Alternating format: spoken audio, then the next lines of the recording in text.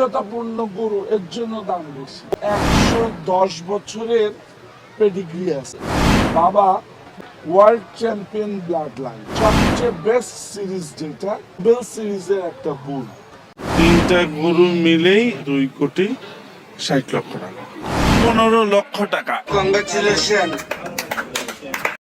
আসসালামু আলাইকুম সবাই, আমি দিগন্ত এবং বরাবরের মতোই আপনারা দেখছেন রাখাল দিগন্ত ইউটিউব চ্যানেল। তো এতক্ষণ ভিডিও ছোট ছোট ক্লিপস বা থাম্বনেল দেখে আপনারা বুঝতেই পেরেছেন আমরা কী নিয়ে কথা বলবো। আমরা মূলত সম্প্রতি ভাইরাল হওয়া বিষয় যে 1 কোটি টাকার গরু এবং 15 লক্ষ টাকাতে খাসি ছাগলটি বিক্রি হয়েছে তা নিয়ে আলোচনা করব।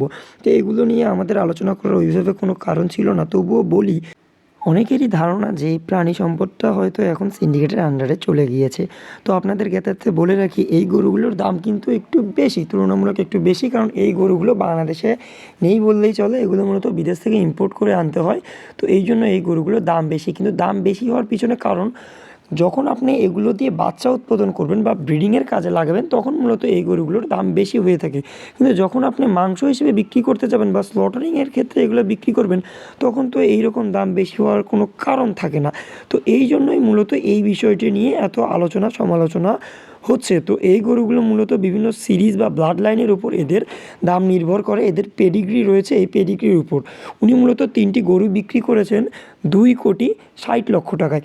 তো এটি মূলত পরে উনি বলেছেন যে 1 কোটি টাকায় গরুটির দাম চাওয়া হয়েছিল কিন্তু বিক্রি হয়েছে 90 লক্ষ। 15 লক্ষ টাকা। আমার নাম হচ্ছে মুশফিকুর রহমান ইফাত। 15 লক্ষ টাকার যে ছাগলটি রয়েছে ওটি মূলত মুশফিকুর রহমান ইফাত ভাই কিনে নিয়েছে। এই যে আপনারা দেখতে পাচ্ছেন উনি এটি মূলত কিনে নিল। এখন উনি বললো যে এইগুলো নাকি বাংলাদেশে এর আগে কেউ দেখেনি। 2 মাস আগে যশোর থেকে কিনেছে। মানে যশোরের ছাগল কিন্তু বাংলাদেশের কোনো মানুষ দেখেনি। এটা একটু আজব না? মানে যশোর বাংলাদেশের কি বাইরে, যে বাংলাদেশের মানুষ এর আগে দেখেনি? ছাগলটা যশোর থেকে কত টাকা দিয়ে কিনেছিলেন? ছাগলটা আমার কেনা পড়ছে 10,35,000 টাকা। উনি মূলত এই ছাগলটি হাট থেকে ক্রয় করেছে 10,35,000 টাকা দিয়ে। যেখানে হাটে 50,000 টাকার ছাগলের বা খাসি বিক্রি করাই কঠিন, সেখানে মূলত 10,35,000 টাকাতে খাসি বিক্রি হয়েছে কিন্তু কোনো মিডিয়ায় আসেনি। মানে এটা আজব। আবার ওই খাসিটি নাকি উনি বিক্রি করেনি। মানে মুশফিকুর রহমান ইফাত যখন এই বিষয়টি ভাইরাল হয়ে গিয়েছে তখন মূলত উনি আর ছাগলটি নেয়নি, ওই ছাগলটি ওনার ফার্মে রয়েছে। তো যেহেতু ছাগলটি ফার্মে রয়েছে, এটা নিয়ে এত আলোচনা হচ্ছে, তো ওনার কিন্তু বলে দেওয়া উচিত ছিল যে এই ছাগলটি আমি বিক্রি করিনি, এই ছাগলটি আমার খামারে রয়েছে।